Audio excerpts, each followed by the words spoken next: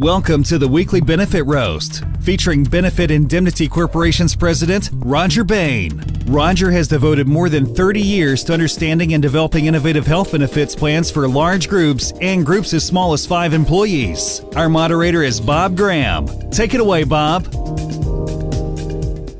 Hey, happy March. It's our first broadcast of the month of March, not the month of March, the month of March, easy for me to say. And welcome. We're going to have a great discussion today. I know Rodger's ready to share some really valuable information, but before we get started, real quick, a couple of housekeeping matters. One, you can type questions in at any point and we'll get to them as quickly as possible. We've got a habit of breaking into whatever Rodger's saying to give the latest question. So send us your questions. If you want us to unmute you so that you can talk with Rodger, then let us know that in the comments down to the side or near the bottom. And we look forward to a great discussion. Now let me introduce Rodger. Rodger Bayne is a great resource on health benefit solutions. He's been creating health benefit solutions as the president of Benefit Indemnity Corporation now for 32 years, not all with that corporation, but I think he keeps telling me 32 years. He doesn't look that old, but why would he lie about that? I can also tell you that Rodger's one of those people that really wants to give back information. That's one of the great things about these weekly coffees is that Rodger wants to share as much information as possible about the current healthcare climate. And today we're going to be talking about a better way for paying for providers. And I can't wait to hear that. So Rodger, why don't you kick us off? Well, thank you, Bob. You know, last week we talked a whole lot about hospital providers and how we're paying them around the country and what it really means. And we talked a little bit about Medicare and Medicaid. And we're going to dig a little bit deeper in that today and talk about how we can expand this in a form that creates a real transparency that consumers can really use and start to get a handle on what we're doing. And then I'd imagine it will stimulate a few questions from there. So let's get into that. So paying providers a better way. Well, better than what? And that's the challenge. Most of us know that over the last Rodger, can you just interrupt? I don't see your slides. You have slides with this, right, today? Certainly do. Just 1 second. That's fine. There you go. Thank you. I see your first slide, paying providers a better way, right there. Okay, good. So, as I was saying, we talked about a lot of things last week, and for the last 32 years that I've been in this business, the thing that's been disturbing is how providers get paid has been a mystery to most of the customers and clients that we as professionals in the insurance business ever have. They don't know. There used to be an old methodology called usual, customary, and reasonable rates, which meant the insurance company could go take a look at a neighborhood or a geographical area or a state and say, you know what, this is what most doctors in the area charge. We're going to use that as our benchmark, or we're going to create a median or a mean number somewhere in that range. And it's always been ugly. But in 1989, not long after I got into this business, Medicare or CMS actually created what we call RBRVS.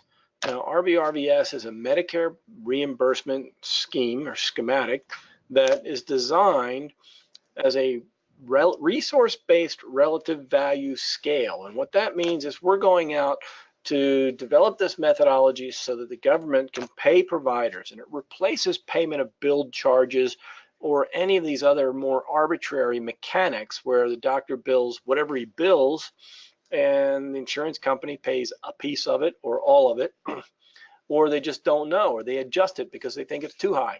Well, Medicare said that's way too unstable for us, and we've got a much bigger budget than that. So we want to replace that method of paying billed charges and get something that's a little bit more scientific, standardized, and stable. So RBRVS, as it denotes by resource-based relative value schedule, uses 3 main components to calculate how they're going to pay healthcare providers. One is the physician's work. Well, that means how long it takes to do it, what level of skill and technique and talent and experience it takes to do it, and all that goes in, and that encompasses about 51% of the multipliers. And then there's a practice expense. And that practice expense in 1992 was added, it was changed to add even location. So we get cost of living differences. So basically the expense of managing the business adjusted by geographical region based on cost of living, etc. And then the final component was professional liability, the malpractice component of that, and that was a little bit. So you got about 51, 46, and a couple of points left in professional liability that all go into that calculation of this reimbursement rate that we're using for physicians. So why resource-based relative value scales? Well, CMS and the government needed a clearly budgetable expense for Medicare payments.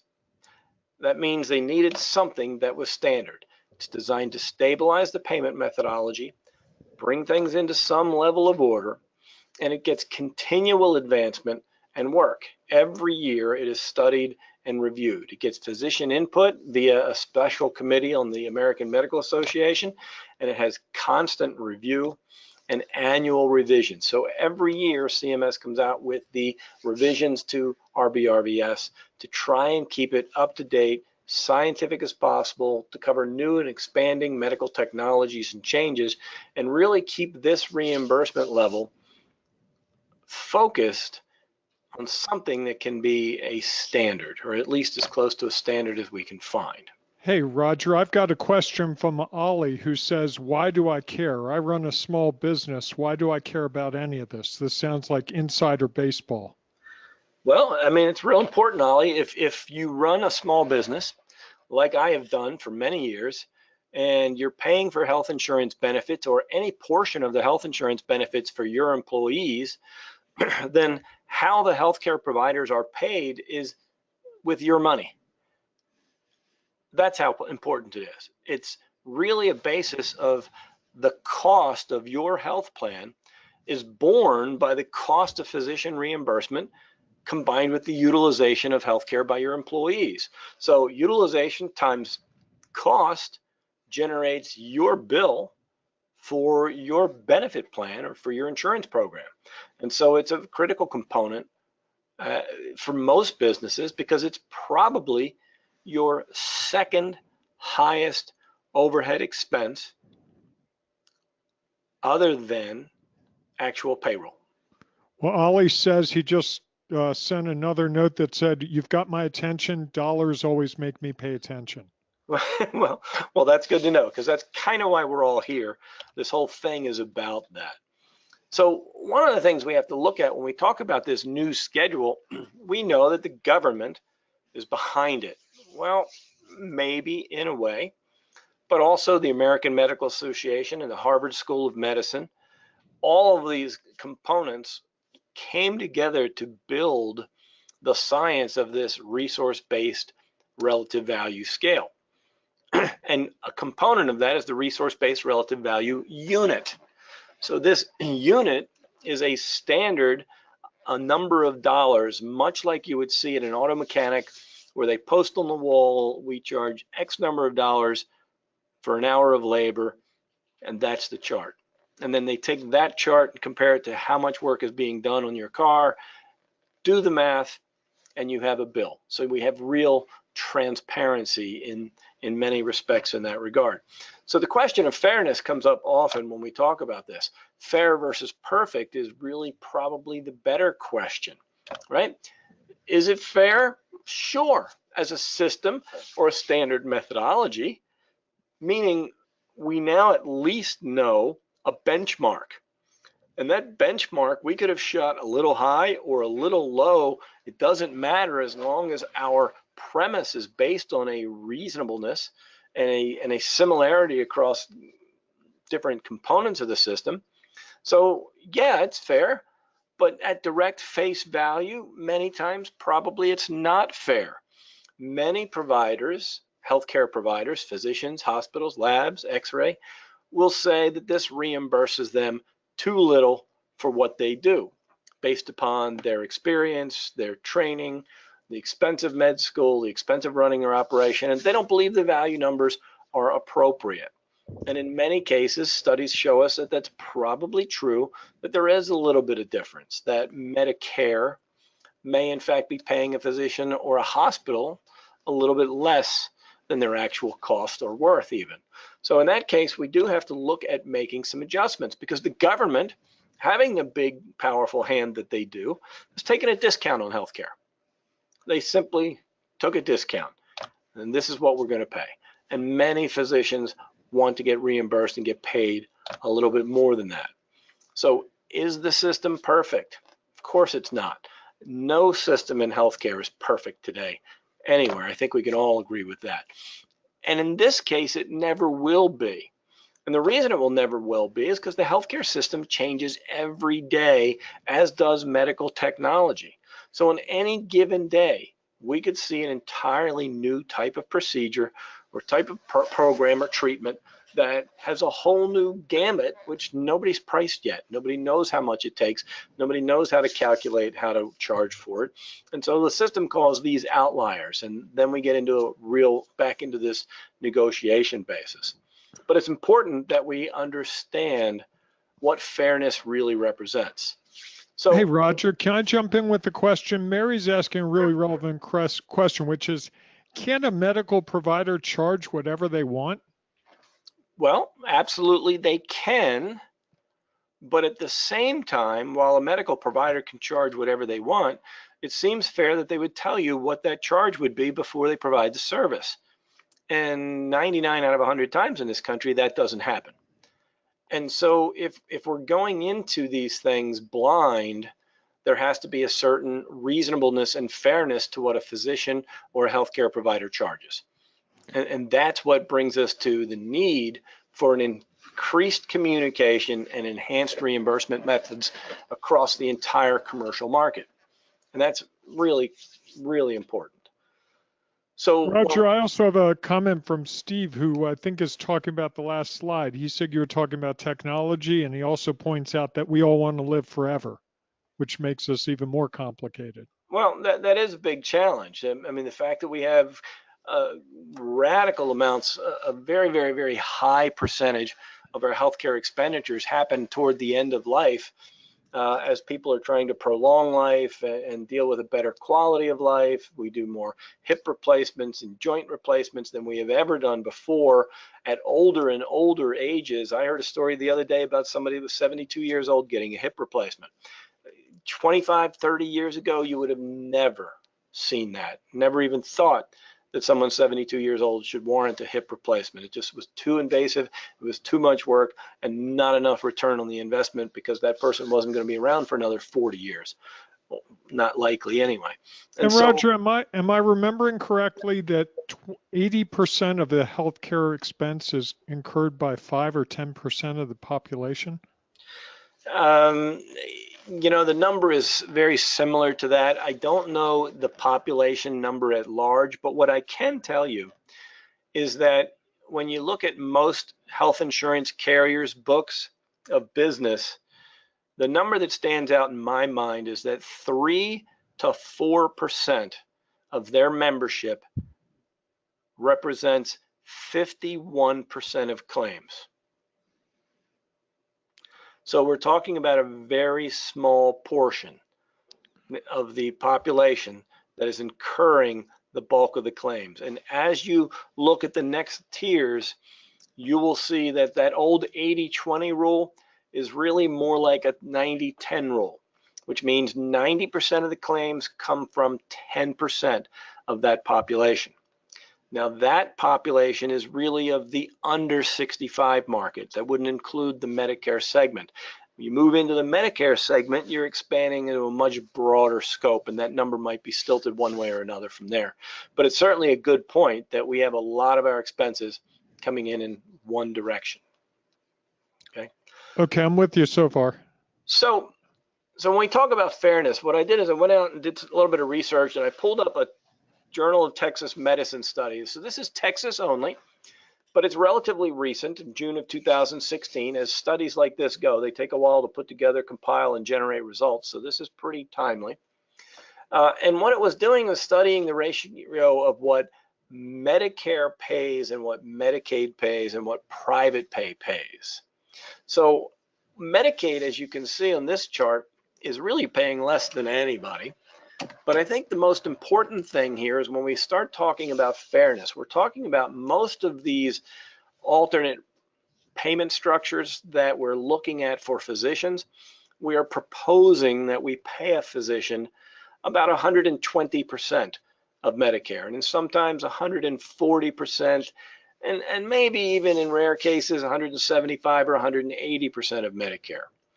Now this chart kind of shows that as right on the money, because we're looking at the private pays in a non-facility for evaluation and management and surgery, showing that for every dollar of Medicare, the allowed charges paid typically by insurance carriers are $1.15 and $1.17, or less than that 20% above. When you get into radiology, pathology, laboratory, I'm not sure exactly why they mixed it in that category. That's a little complex, because radiology and pathology are two of the more expensive portions of Medicare, or excuse me, portions of medical expense, and often are attacked as being unreasonable. I lost you for a second. I'm sorry, you there? Yeah, you disappeared for a second. You were saying you were just starting into pathology. Okay.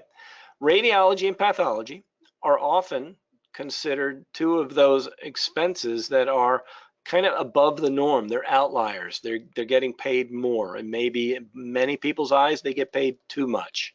And so there is radiology, anesthesiology, pathology, and endocrinology.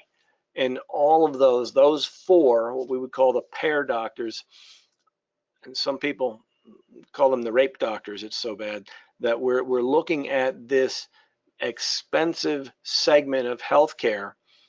And specifically in radiology, they get attacked, rightfully or wrongfully. I'm not here to pass judgment, but they're often attacked because they clip the x-ray or the radiology test up on their screen, they review it, they charge an exorbitant amount of money for the results, and they've never even met most of their patients.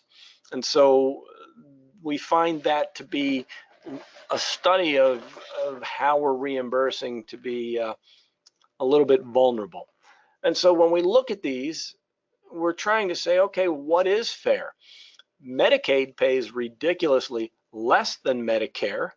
Medicare pays this standard that's been created with Harvard and the AMA and revised every year with CMS. And then the final result is we have private pay, and private pay is paying more. You'll notice in facilities that it's often 200% or more for those charges. And in non-facility, more in that 120 to 150 range as a norm and typical, with a few outliers that get even more expensive. So the real key is, I think what I'm trying to get to is that this looks fair to me to start using a standard or some methodology that gets us closer to that. Rodger, I'm sorry, I took a little break. I came back. I apologize to you. Can you explain to me really simply, someone, I didn't catch their name, it was moving too quickly, said that pathology, they weren't clear what pathology was. Can you quickly go through that? Probably not. Pathology is basically the study and the resulting of certain tests. But I'm not a medical professional. So it's biopsies and things like that, right? Right. Yeah. But it's the study of those biopsies and those tests that get expensive. Right. I think that's what the person's question ultimately was. Why was that so expensive? Right. And I don't know that it's fair that it's so expensive. It's just, again, it's one of those things that a pathologist doesn't have a patient. He has lab work, and he analyzes this. He might have a microscope slide with cells, and he analyzes this. He has a high level of expertise. His skill is important, but he does an analysis, compiles a result, delivers it back to the physician that does have that patient. And then the physicians do their work based upon what they learn from the pathologist. And part of the problem with segments of the healthcare industry that don't have as much direct patient contact is they are insulated also from the impact of their charges. And I know that sounds crazy and almost inhuman, but the bottom line is, if all you're being asked is, what do you charge for this service? And you know that some big insurance company or Medicare or Medicaid are going to pay you, you just write the bill out as you will. Now, I'm sure any pathologist joining us today would be very angry at me for that synopsis. But the fact remains that we look at some very, very high costs in that segment with a struggling means to explain why those costs are so extraordinary. Good enough, Bob? Yeah, that's good. You want to keep going? Sure. So fairness comes only from a transparent methodology, and that's kind of what we're missing here. You know, we can get tied up in the numbers and we can get tied up in everything else in the world, but you really have two things. You have to have transparency and you have to have a method. And that's kind of why I like the resource-based relative value scale. It's a method, and it's a method that's based on really solid logic. And that logic can help us deliver real impact to the healthcare expenses that all of us are paying. So number one, we need the transparency. We need to know where these bills are coming from, what's a reasonable cost associated with it, what's a reasonable profit. And from that transparency and the methodology on how to make reimbursement, then consumers can know what's being charged. And they have to know what's being charged. But they also have to know what their insurance company will pay, because oftentimes they're otherwise stuck in the middle. The doctor charges $200, the insurance company says it's only worth $100. Well, then what happens? Well, we have a whole lot of trouble. And so we have to make sure we rein that in and make sure everybody's on the same page. And healthcare providers have to be as transparent as any other providers of goods and services.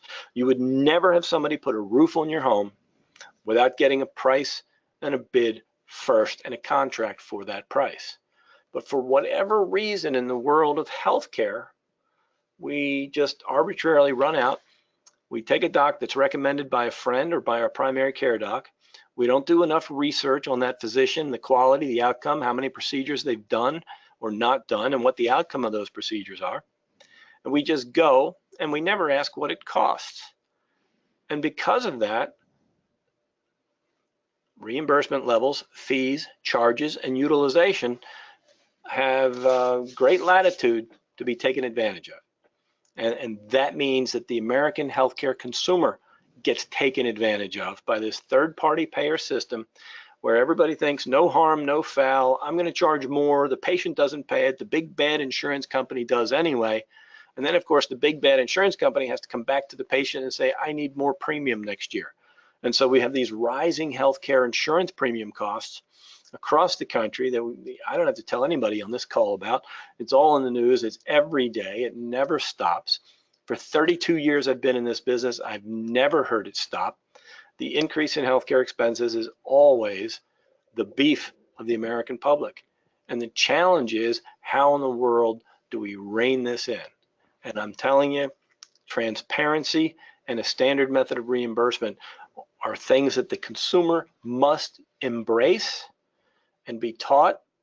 But first, we have to give them that. We have to give them that transparency and methodology, and then teach everybody how to use it. And if we teach all of our parties, from hospitals to physicians to labs to x-ray to the consumer and to the insurance companies, that we have these services, here's what they cost, and here's what we'll pay, and here's what your responsibility will be, now we bring consumerism in. And that's what's really important. So when we talk about fairness, what's fair is the guy that ultimately pays the bill should know what he's paying for and how much. That's what's fair. And I think that's what we miss too many times, and why we need to start looking at better ways for the healthcare consumer to understand how they're paying their doctor. Hey, Rodger, I've got a couple of questions for you. Sure. Emilio is asking us if is this idea brand new or has it been going on for a while? Well, this idea is not new. Obviously, the resource-based relative value schedule was built in 1989 by CMS and parties that I'd mentioned earlier. It was revised in 92 to add some geographical locations, and it's been used very strongly ever since. And in fact, it's been used and adopted more and more as a standard for insurance companies to use that data for their research and how they're paying providers as well. Instead of just building their own databases and looking at what physicians are charging, they're now looking at what Medicare says that service should be worth and what it should be paid. And so we're expanding in that into the commercial markets. But somewhere in the range of around 10 years ago, there's a number of parties that started working in these new methodologies and saying, wait a minute, we're going to pay more specifically based on these fees. So we're going to look at the Medicare reimbursement and we're going to pay appropriately to that. Now, we may pay a little more than Medicare based upon the market or the specialty or the procedure. If Medicare is a little bit off, we can make adjustments and we might pay 120% of Medicare. But that's what we're going to pay. We're not going to just take a physician's bill verbatim at $1,000 for a $200 procedure and go ahead and pay it. We're going to say, hey, Medicare would pay 180. We're going to pay 212. And so there's a difference in how we look at this over time. But in the last 5 years, it has escalated significantly. And I think every year since, it's been growing more and more popular, and I'd say in the last year and a half, I've seen it getting more and more traction, even in the smaller group markets, so that people are saying, you know what, let's take advantage of paying physicians, hospitals, and providers appropriately so that we can control our costs for our health benefits, even in the small group world. Rodger, Denise is asking the question. She says, you talked about how Medicare is setting the standards, so wouldn't it make sense that we just all move to a Medicare for all model, like some of the Democrats are suggesting? Well, the only problem with that is the discussion that we just had. We've all admitted and acknowledged and seen that Medicare is paying somewhere in the range of 90% of what the procedures and the care might cost. So if Medicare is paying below cost and our private pay needs to pay more than that in order to cover it and make sure all of our medical providers stay in business and stay operating at the quality that we expect, then if we go Medicare for all, the quality is going to be compromised. It has to be, unless they adjust it and pay more than what they do, in which case all of their projections for what Medicare for all would cost are way out of line. Then you're also, in that scenario, telling physicians precisely what they make. You're making them government indentured servants. They don't have a significant portion of their practice in the non-Medicare, non-Medicaid markets where they can charge a little bit more. They're now confined just to take this reduced charge from the government for all if we're doing Medicare for all. And so you're looking at a whole lot of challenges that go hand in hand with that, not to mention the whole issue of research and quality and a number of other things. So it's really difficult call from that perspective. I just don't see squeezing down to that Medicare level as anything other than America accepting the lowest common denominator of healthcare. And we're typically not willing to accept that. So Rodger, Karen's asking a question. She says, I'm an accountant. I have a practice of like 6 or 7 accountants, and I'm trying to figure out what I do based on this information to make sure I'm getting the best situation for my employees. Well, the very best way to look at this is to talk to your health insurance broker. And if your broker doesn't seem to be aware of these new reimbursement methodologies, just have him chat with us. We'll help coach him through on your behalf and help you find appropriate plans that give you the ability to take advantage of these more modern techniques in reimbursing providers so that you can get health plans at a better rate for the buck. And she sent another question. This would be available in all states? Well, most states, yes. Really, the reimbursement methodology is available in all states, yes. and you'll see it growing all over the country. Okay. I do not see any more questions. Let's give a minute for people who have been fascinated by what's going on. I'm just double checking to see if we have any more questions. Apparently, Rodger, you've left them speechless once again. That's 3 weeks in a row by my count. Well, it's not really my intent. I'd like to get a little more participation, but sometimes these topics are a little bit complex. They'll take a little bit of time to sink in. So, Bob, why don't you tell them about where they can find recordings of these and how they might be able to re-listen and certainly reach out to us in the future if they want more information. Of course. So we're turning these into podcasts. They'll be available within 2 or 3 days. You can find them on iTunes, Stitcher, Google Play, iHeartRadio, as well as on our website at benefitindemnity.co. And you can go back and listen to these again.